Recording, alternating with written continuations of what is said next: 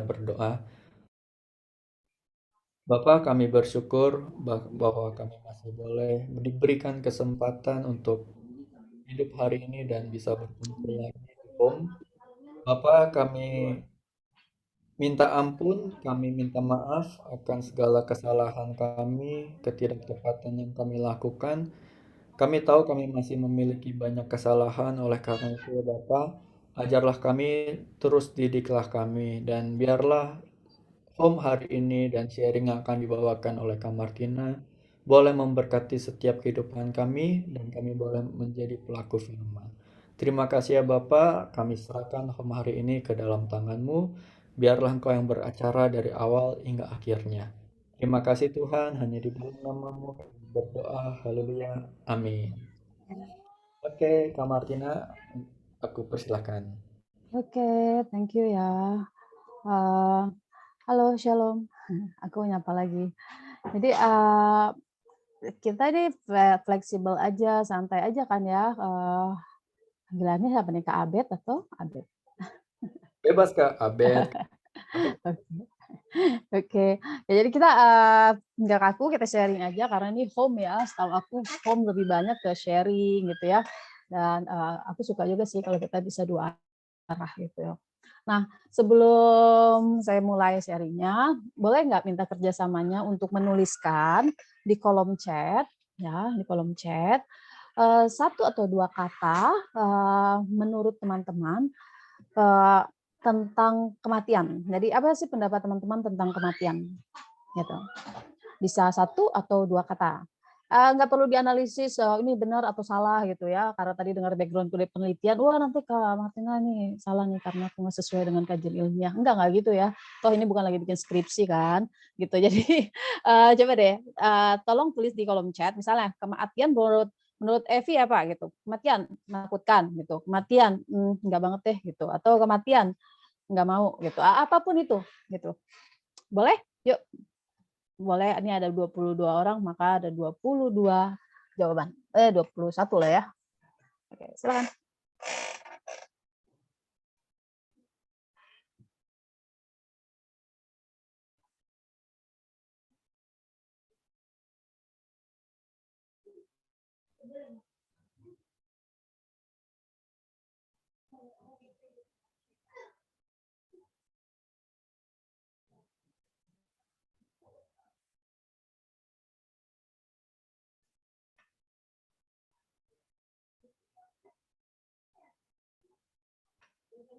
Ya, masih ditunggu baru 11.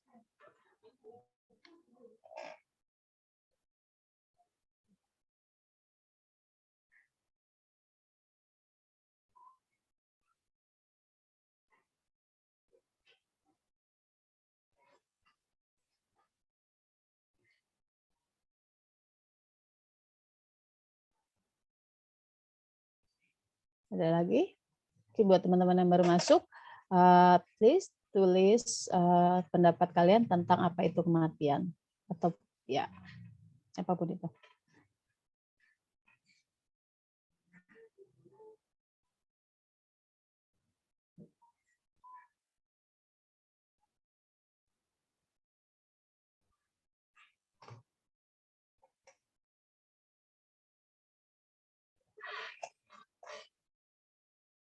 Ada lagi?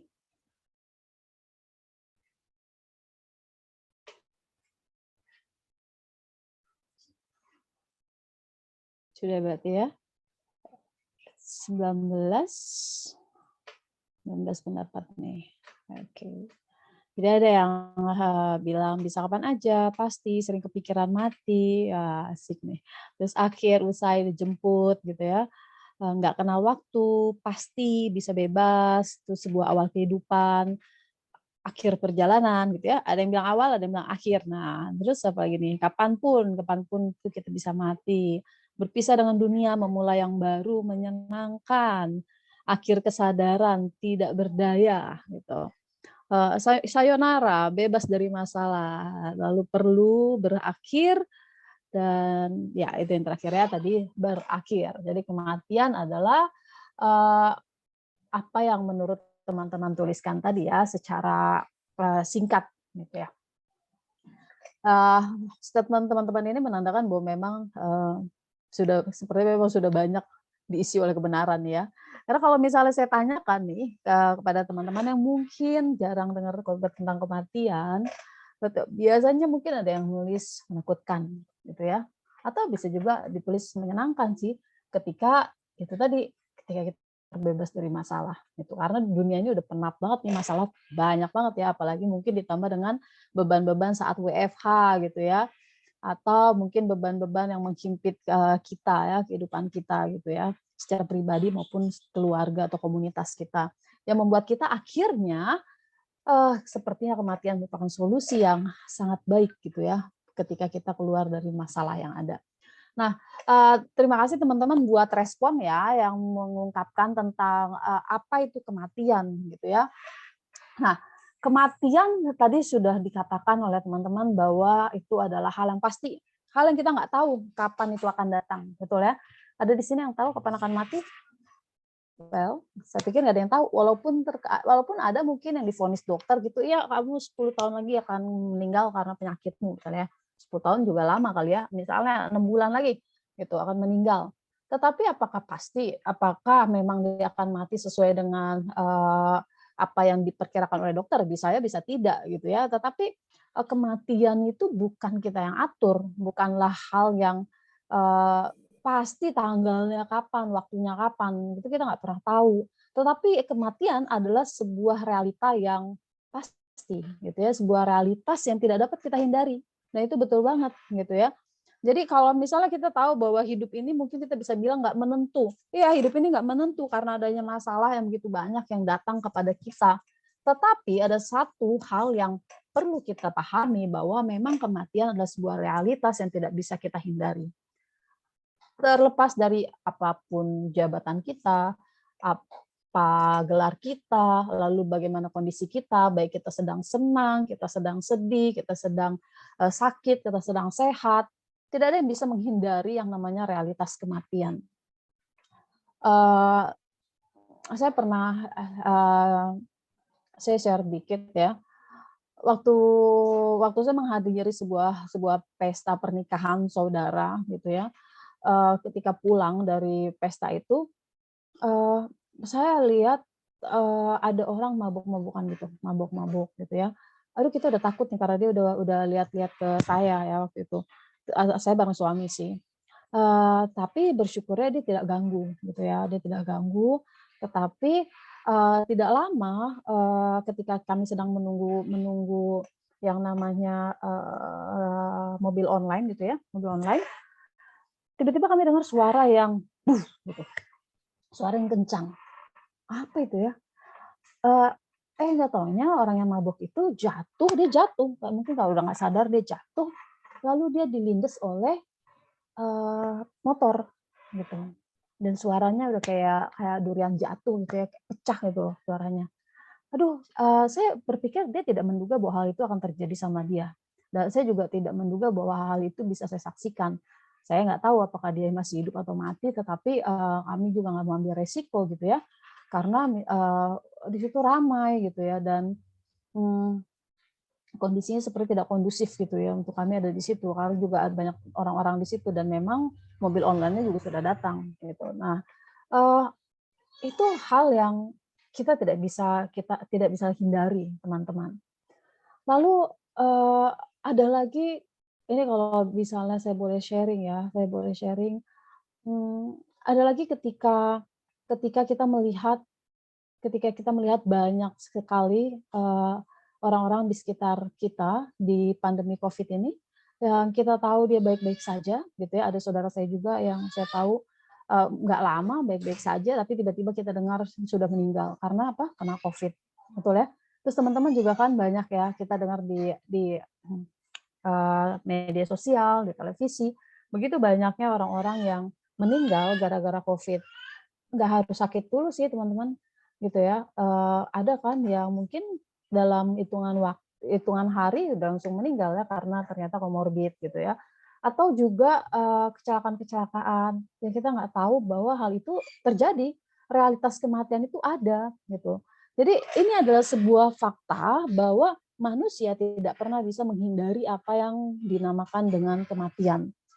Dan ironisnya walaupun kita tahu bahwa ini adalah sebuah hal yang pasti terjadi, tidak banyak juga atau mungkin ini karena kita di komunitas home ya, kita sudah banyak dengar kebenaran ya, saya pikir kematian bukan hal yang menakutkan lagi buat kita. Tetapi untuk orang-orang yang ada di luar komunitas kita atau bahkan mungkin di khalayak umum, kematian masih merupakan sebuah realitas yang paling ditakuti oleh manusia. Ada seorang, pernah dengar satu pengacara yang terkenal, dia begitu parno dengan yang namanya COVID. Kenapa? Karena dia nggak mau mati. Pernah tahu ya teman-teman ya, mungkin ya, dan bisa duga-duga lah ya. Nah jadi dia takut sekali, jadi kemana-mana dia bawa spray. Dia bawa spray gitu, ininya di apa, maskernya mungkin double, terus sampai kita dengar bahwa udah ditulisnya sama Heri ya, Hotman Paris ya, kayaknya udah bukan rahasia lagi ya. Jadi sampai dia juga pernah dekat dengan Ustadz ya, seingat saya ya, gitu. Di situasinya dalam ketakutan akan kematian gitu. Lalu ada lagi yang saya dengar isu-isunya seorang hamba Tuhan juga, tapi saya nggak perlu mention nama. Ini info dari orang yang dekat sih ya, dari lingkungan dia.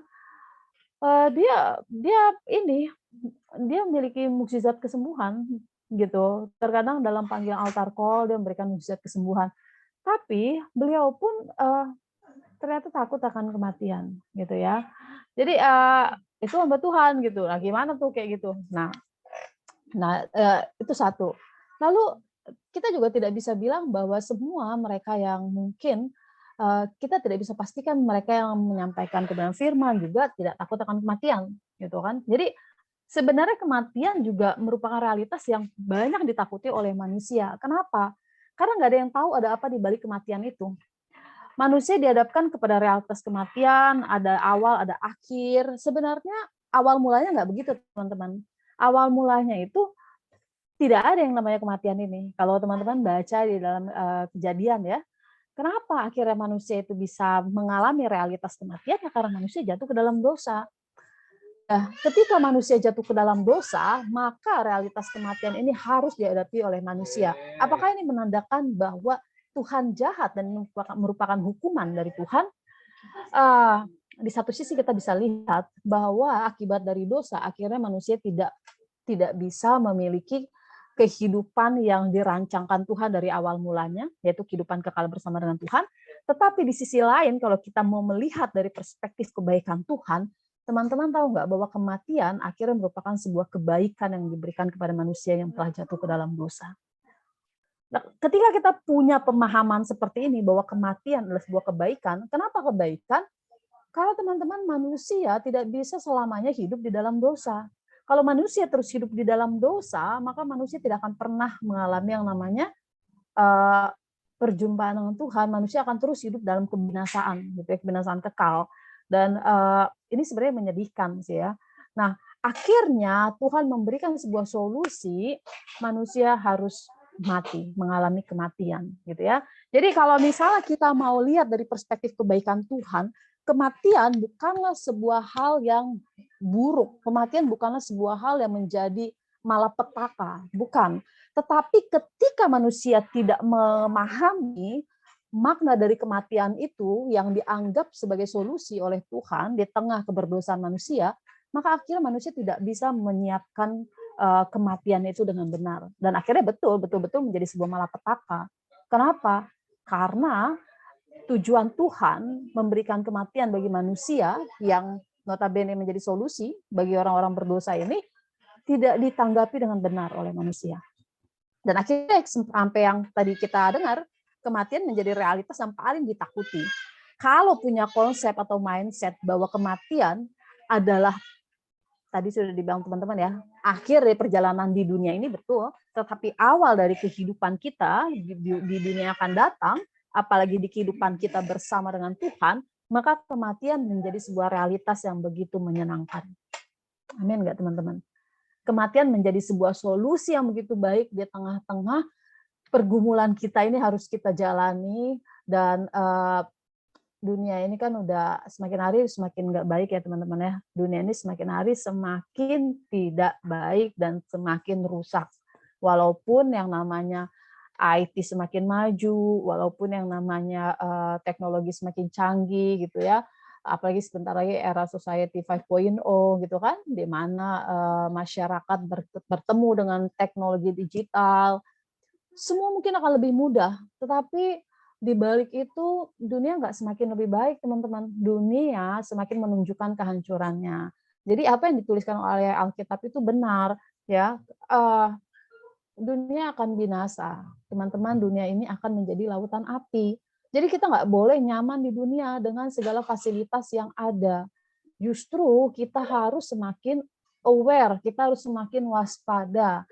Ya, dunia akan semakin membawa kita mencintai dirinya, yaitu dengan apa? Dengan mencintai apa yang ditawarkan oleh dunia. Nah, ini yang akhirnya membuat kita tidak mau menghadapi kematian kalau kita semakin dibuat nyaman dengan dunia. Teman-teman, kalau teman-teman pernah nggak merasakan sebuah kenyamanan? Teman-teman pernah nggak merasakan sebuah hal yang menyenangkan hati kita? Pasti teman-teman akan bilang begini kan, kalau bisa eh, kalau bisa hal ini nggak pernah berhenti gitu ya, atau kalau bisa besok nggak pernah muncul agar agar hari yang indah ini tidak pernah bisa selesai. Kan pasti begitu kan? Sama ketika kita begitu menikmati apa yang menjadi keindahan dunia, apa yang ditawarkan dunia, daging kita, jiwa kita akan merasa semakin nyaman dengan dunia ini. Sehingga akhirnya kita secara nggak sadar kita akan deny yang namanya kematian. Aku nggak mau mati ya, kenapa? Karena dunia ini begitu nikmat untuk dialami, gitu ya. Nah, ini yang menjadi bahaya sebenarnya. Jadi di tengah kemudahan fasilitas, di tengah akses yang begitu mudah gitu ya, di tengah kehidupan yang mungkin membawa eh, membawa kenikmatan bagi jiwa dan dunia, tapi di sisi lain membuat kita semakin tidak menyadari bahwa ada sebuah realitas yang tidak bisa kita hindari, yaitu kematian. Kalau kita lihat teknologi-teknologi manusia yang mencoba untuk mengabadikan kehidupan itu kan selalu berlangsung ya. Eh, Teknologi gitu ya, penelitian-penelitian berusaha untuk bagaimana agar manusia ini bisa memperlama umurnya. Ya, contoh kecil ya, cewek-cewek ini biasanya kan ada yang namanya anti aging gitu ya. Yang cewek-cewek di sini pakai nggak ya kayak gitu ya? Atau ya pasti paham lah ya maksudnya ya. Anti aging gitu ya, biar apa? Biar nggak kelihatan keriput atau minimal meremajakan kulit misalnya gitu. Ya nggak ada yang salah sih dengan itu teman-teman ya. Tapi kalau misalnya kita diarahkan ke sana hanya untuk menjaga fisik kita agar tidak keriput, tidak tua, akhirnya kita tidak membenahi yang namanya batiniah kita gitu. Nah, itu yang harus dijaga gitu ya. Padahal ya walaupun ada anti aging, walaupun ya nggak tahu sih ya, mungkin akan mahal juga ya biayanya ya untuk terus mencegah kita untuk mengalami proses penuaan. Padahal yang namanya proses penuaan tidak bisa kita hindari juga, teman-teman. Eh, Teman-teman mau pakai apa ya? Mau pakai cat yang nggak bisa kelihatan ubannya, tetap aja kelihatan ubannya kan. Setahu saya sih begitu ya, tetap aja tumbuh gitu ya. Ini saya di chat muncul lagi nih berapa hari hitam putihnya tuh muncul lagi di chat lagi. Itu menandakan apa?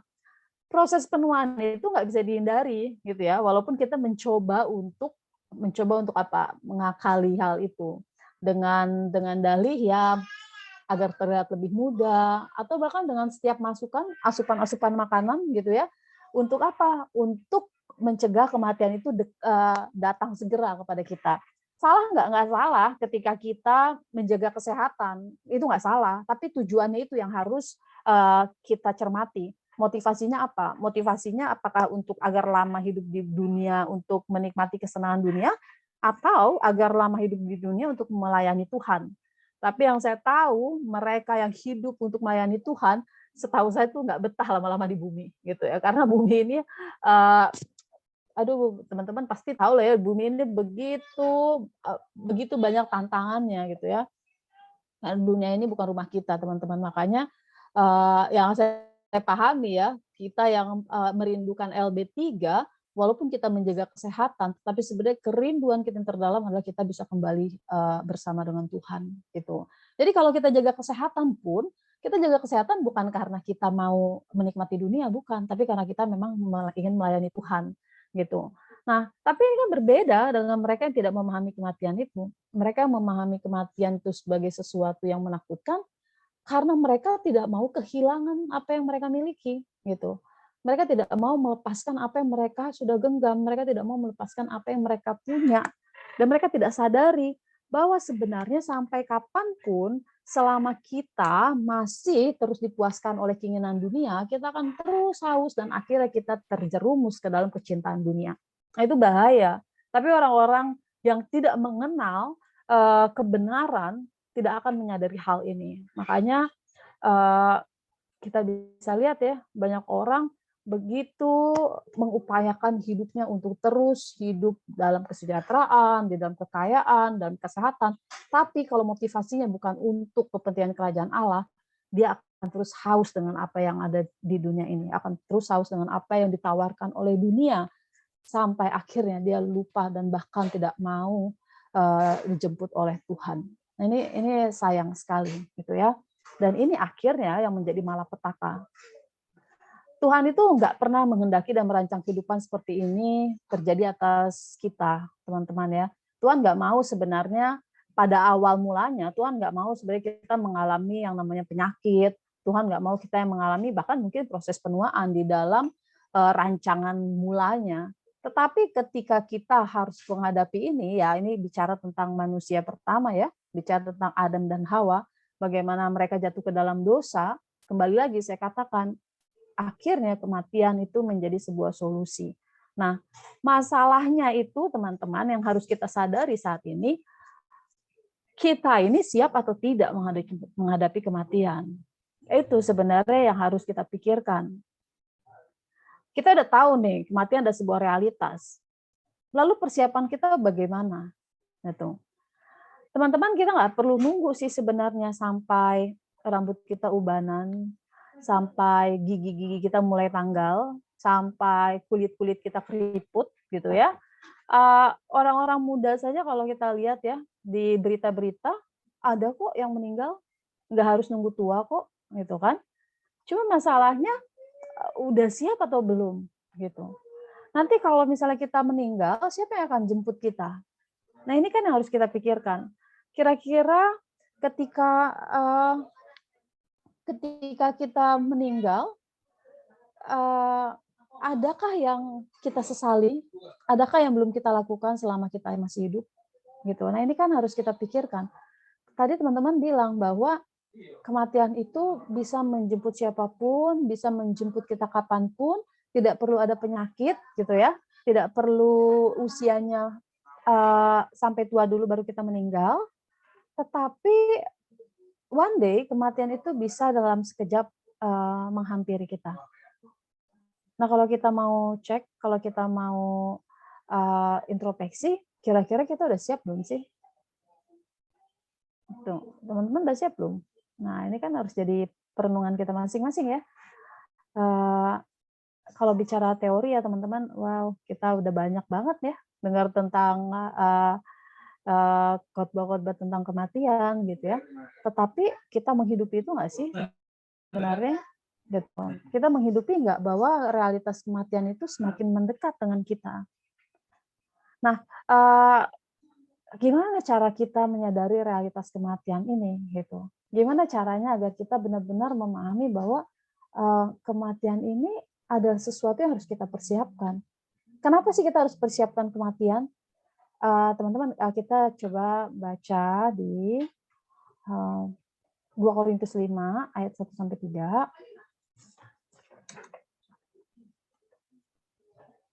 2 Korintus 5 ayat 1-3.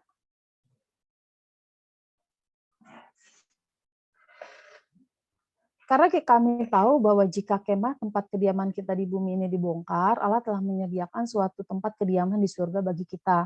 Suatu tempat kediaman yang kekal, yang tidak dibuat oleh tangan manusia. Selama kita di dalam kemah ini, kita mengeluh karena kita rindu mengenakan tempat kediaman surgawi di atas tempat kediaman kita yang sekarang ini. Sebab dengan demikian kita berpakaian dan tidak kedapatan telanjang, gitu ya. Eee, Teman-teman di sini ini mau mengatakan bahwa tentang kemah abadi kita itu sebenarnya ada di surga. Jadi, kenapa kita harus mempersiapkan kematian? Karena setelah kita meninggalkan dunia ini, ada satu kemah yang Tuhan sudah persiapkan bersama dengan Tuhan. Nah, ini harus menjadi sebuah harapan yang membuat kita eee, menyambut kematian itu dengan perasaan yang menyenangkan. Walaupun kita tahu ya, eee, teman-teman gini loh, kita tahu nih hal ini gitu. Tapi pada faktanya ya ketika kita berhadapan dengan hal tersebut, ada satu, kalau mau dibilang gini ya, mungkin ada satu pertimbangan, ada satu pemikiran bahwa contohnya, nanti gimana ya orang-orang yang saya kasih ya ketika saya tinggalkan? Itu gimana ya? Oh, saya belum beres nih dengan seseorang, saya masih ada persengketaan dengan dia gitu, kita masih diem-dieman dengan sahabat. Nah, ini kan akhirnya membuat kita, eee, ragu untuk kita apakah kita benar-benar siap dengan kematian. Nah, aku mau bersaksi nih ya, entah waktu itu saya tuh kena Covid atau enggak ya, nggak ngerti juga ya, tapi kalau bicara karena memang nggak dicek, teman-teman saya nggak ngecek gitu ya, tapi dari gejalanya sepertinya memang kena gitu ya, karena udah nggak bisa cium aroma gitu ya, nggak bisa tes gitu. Nah, di situ saya berpikir gini, ada satu perasaan bahwa, eee, it's a scary thing gitu. Teman-teman nangkap nggak maksudnya ya? Ini kayak, wih, tiba-tiba itu nggak bisa napas gitu, gimana sih nggak bisa napas? Pernah nggak ngerasain tiba-tiba teman-teman nggak bisa napas gitu? Gitu kan. Jadi, tapi pikiran masih berpikir gitu ya. Dan, saya, "Oh ya Tuhan," yang saya pikirkan anak-anakku gitu ya, si Gracia. Si Gracia, anakku nih satu tahun 4 bulan gitu. Nah, waktu itu dia usia setahunan gitu kalau nggak salah. Nah, jadi berpikir begitu, tapi saya diperhadapkan dengan satu satu harapan bahwa, ketika saya mati, saya tahu bahwa saya mau berjumpa dengan Tuhan, gitu. Jadi, saya gampang bicara tentang ini teman-teman, saya nggak tahu ya apakah teman-teman nanti kita bisa sharing ya, pernah mengalami momen kayak begini, momen di mana seolah-olah kita ini kayak, "This is my last day," gitu loh. Ya, saya nggak tahu ya, apa yang melatar belakangi itu ya, bisa karena Covid, bisa karena waktu itu juga saya pernah mengalami hal seperti itu teman-teman ketika saya pernah punya sakit paru. Jadi, satu malam batuk keluar darah, and I'm so happy with that, aneh kan? So happy with that kenapa? Karena saya punya punya pikiran, "Yes, saya mau ketemu sama Tuhan." Ketika saya merenungkan, kenapa berbeda ya situasinya waktu saya sakit paru-paru itu, saya keluar darah terus langsung dilarikan ke rumah sakit dan saya tidak merasa takut dengan kematian dan tidak merasa ada beban apapun gitu ya. Tetapi kenapa ketika udah punya anak saya berpikir ada, eee, saya ingin kalau Tuhan berkenan, saya ingin membawa anak saya ini mengenal Tuhan. Ini baru 1 tahun Tuhan kalau saya dipanggil gimana ya gitu loh. Tapi ada lagi pemikiran bahwa, well, dia milik Tuhan, ya saya percaya bahwa orang-orang Tuhan juga akan memberikan orang-orang yang mengelilingi dia. Jadi ada pikiran-pikiran yang berkecamuk. Teman-teman nangkep maksudnya ya? Kenapa? Karena masih ada tanggung jawab yang harus saya selesaikan, menurut saya. But, tapi kalaupun Tuhan harus panggil saat itu, ya saya percaya Tuhan memberikan pemeliharaan bagi anakku. Itu pemikiran saya. Nah, teman-teman, kita tahu bahwa sebenarnya kematian itu adalah sebuah realitas. Tapi ketika kita diperhadapkan, nah ini kita bisa loh struggle juga, bisa. Dan saya juga menemukan ada, orang-orang yang, eee, udah pelayanan aktif, dia cinta Tuhan, tapi di akhir hidupnya, dia mengalami hal seperti ini juga, gitu. Seperti apa yang saya rasakan dari cerita-cerita ya, kesaksian-kesaksian. Tapi ya di akhirnya ya memang akhirnya, mungkin, eee saya melihat dia cinta Tuhan dan, semuanya berjalan dengan baik. Tetapi ada satu momen di mana seseorang itu before end gitu, ada struggling gitu loh.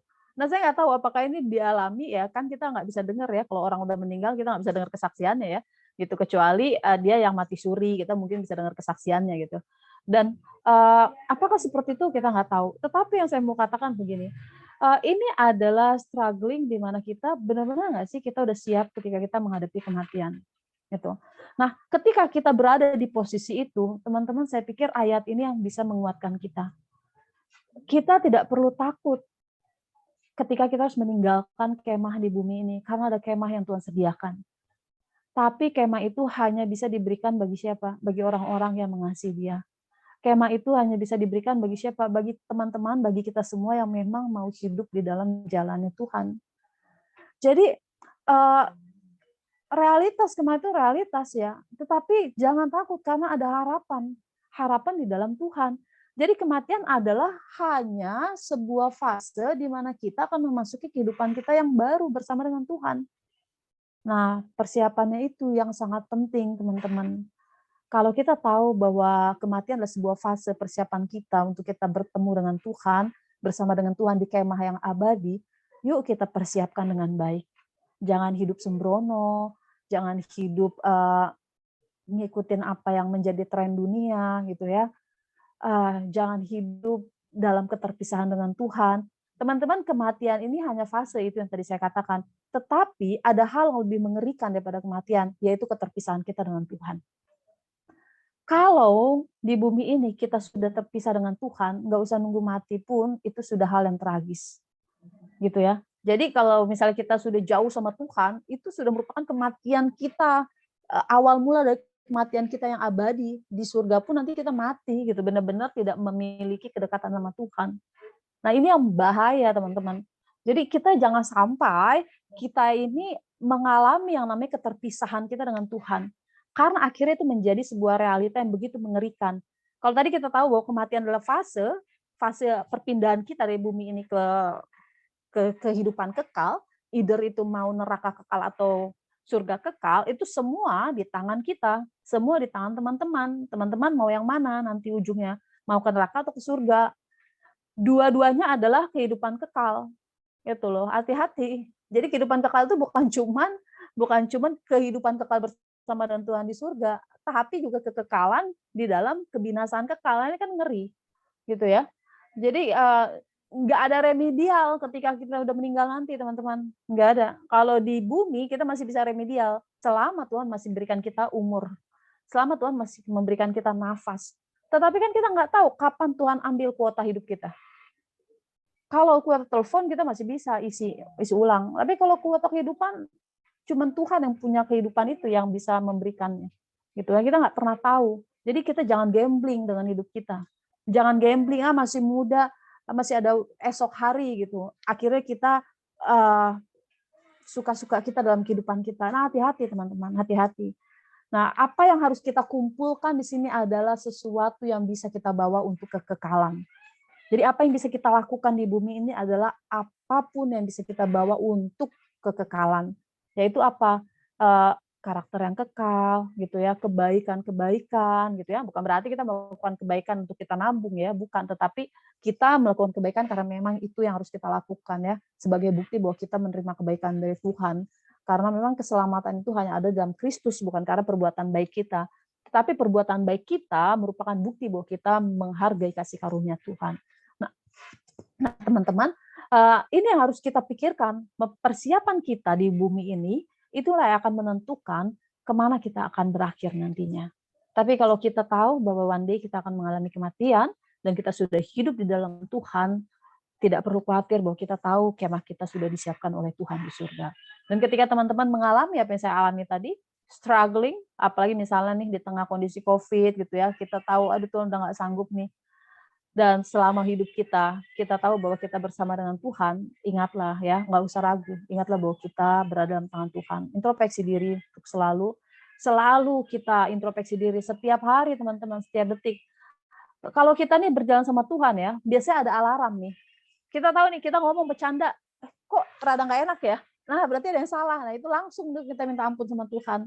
Itu alarm tuh. Dan hal-hal begitu jangan diabaikan. Karena kalau diabaikan nanti kita akhirnya jadi tuli dengan suara Roh Kudus.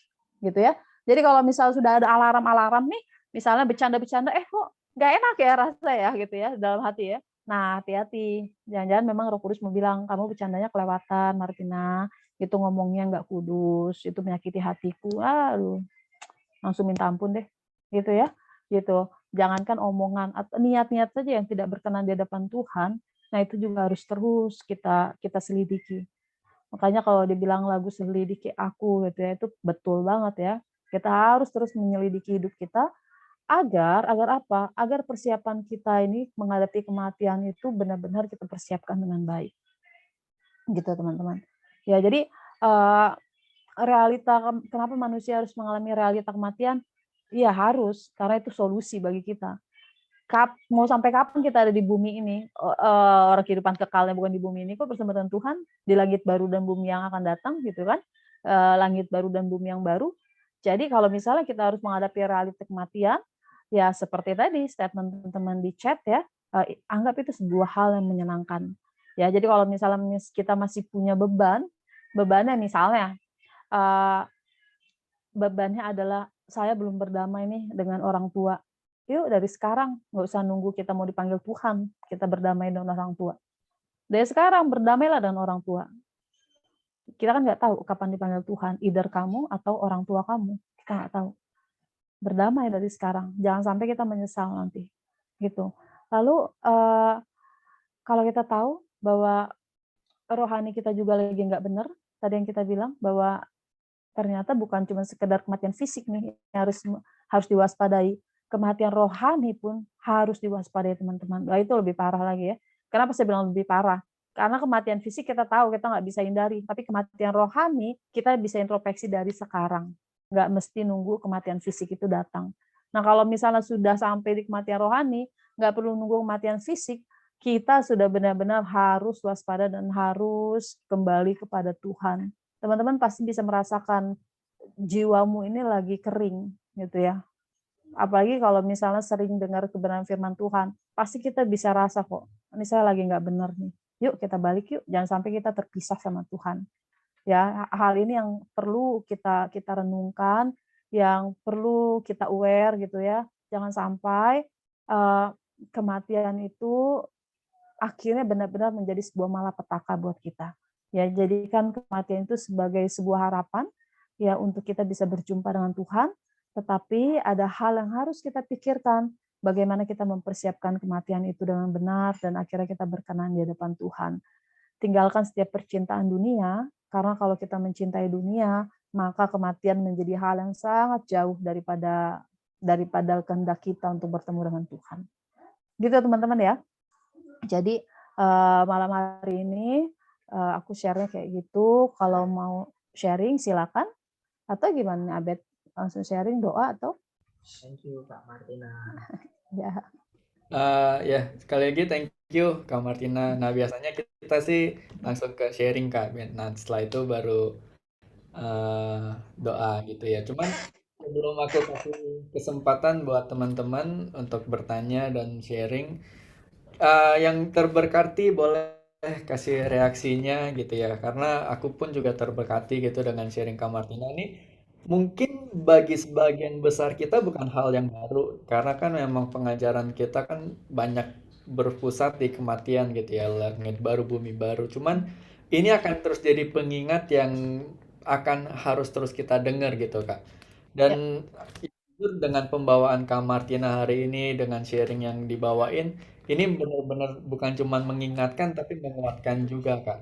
Nah, sebelum aku kasih kesempatan buat teman-teman sharing apa sih yang dirasa, apa sih yang didapat dari sharing hari ini, atau mungkin ada teman-teman yang mau bertanya gitu juga boleh. Cuman aku juga mau nanya dulu nih Kak, gimana caranya supaya kita nggak cuman sekedar di pikiran Kak?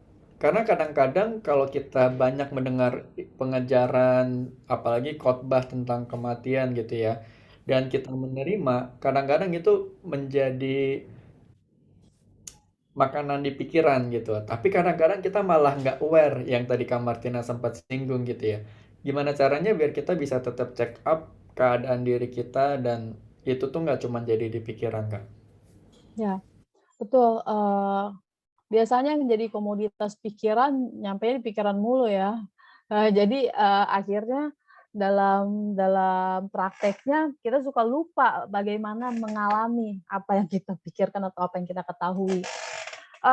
Buat saya yang namanya perjumpaan setiap hari dengan Tuhan itu bisa menjadi, solusi menurut saya, gitu ya. Bagaimana kita terus diingatkan oleh Tuhan.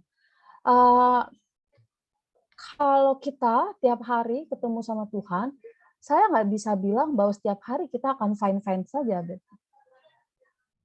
Kadang Iya, kita datang tiap hari sama Tuhan, tapi masalah ada dan kadang ada satu momen, kok asa sepi ya, Tuhan kemana? Padahal tiap hari ketemu gitu. Gitu. iya.